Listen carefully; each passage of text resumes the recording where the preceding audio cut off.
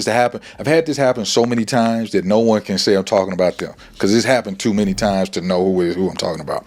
I've had women come to church. They're coming to church by themselves. Okay, coming to church, come up to me, Pastor, I'm trying to get my husband to come, but okay, because a lot of black men don't want to come to church because, and I'm just telling you what I've been told, because they know church is more catered to women. So it's difficult. A lot of men don't want to, oh man, I'm good. It's, they see it as, that's her, I'm good. All right, cool. I just have a quick question. Sure.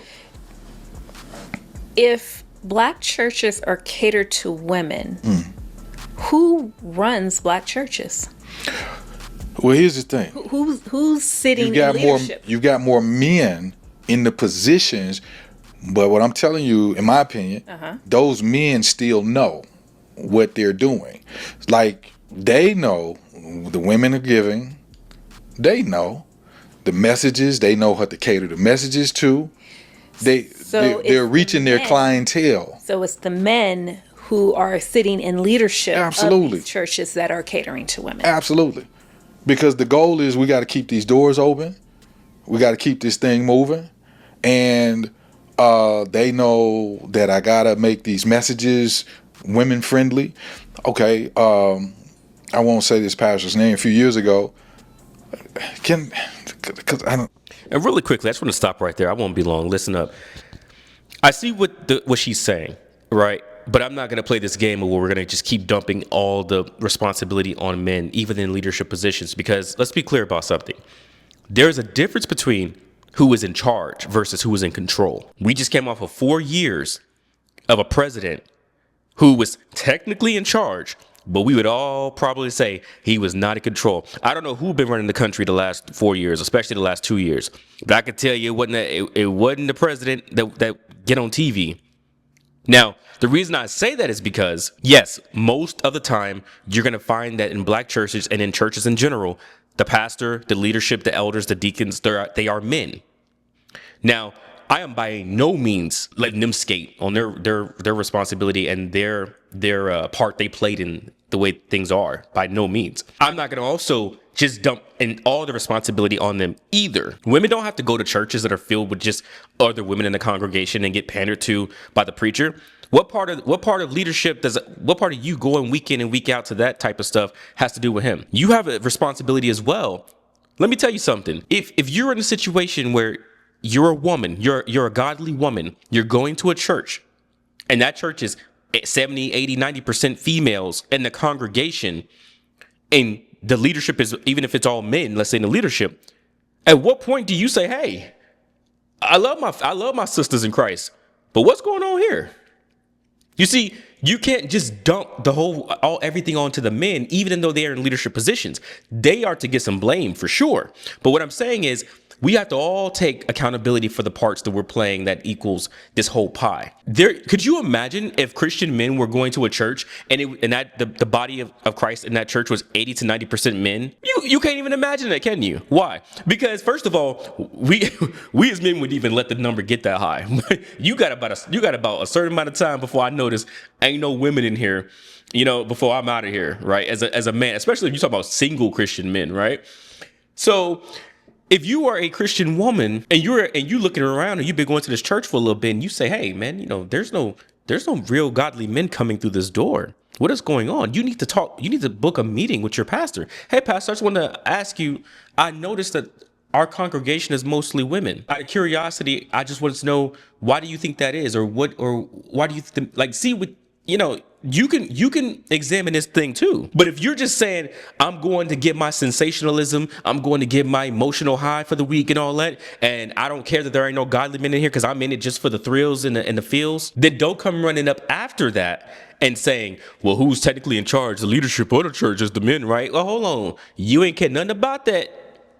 Last Sunday when you was hooting and hollering, let's be honest here.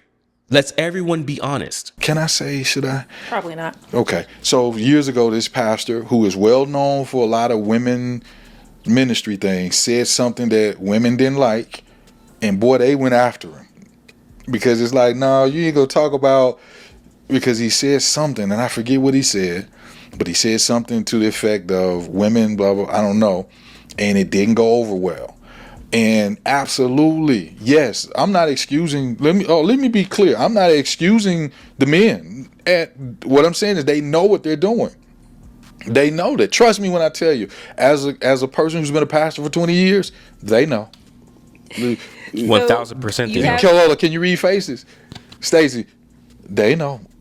So now you have, when you were a pastor, you have women coming to you asking, how did they get their husband into church? So, pastor, they trying to get their husband in church. True stories. Mm-hmm. Not stories. So finally, they get him to visit. He sees what I'm preaching, because I believe in a lot of, for me, it's kingdom. Hey man, God is, I read something the other day that hit me. It said, when did the church become more about coping than conquering? And that hit me like a ton of bricks, because I think to a lot, and that's another subject, I think we've gotten to the point we're just teaching people how to cope instead of teaching them how to conquer. Now that's me. That's another conversation. Facts. So finally the brother's like, yeah, I like it. Okay, boom, boom, boom, boom, boom. The wife then comes to me. Okay, he's coming to church, pastor, but can you help him?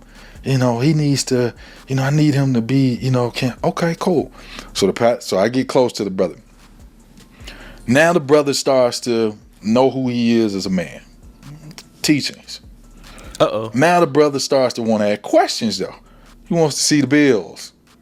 Hey, where are we doing with, hey, what? Now he's starting to be, the children need to be home. Baby, where you going? He's stepping into that role of a man. And let me say this, a role of a man is not to be overbearing, and that's not it.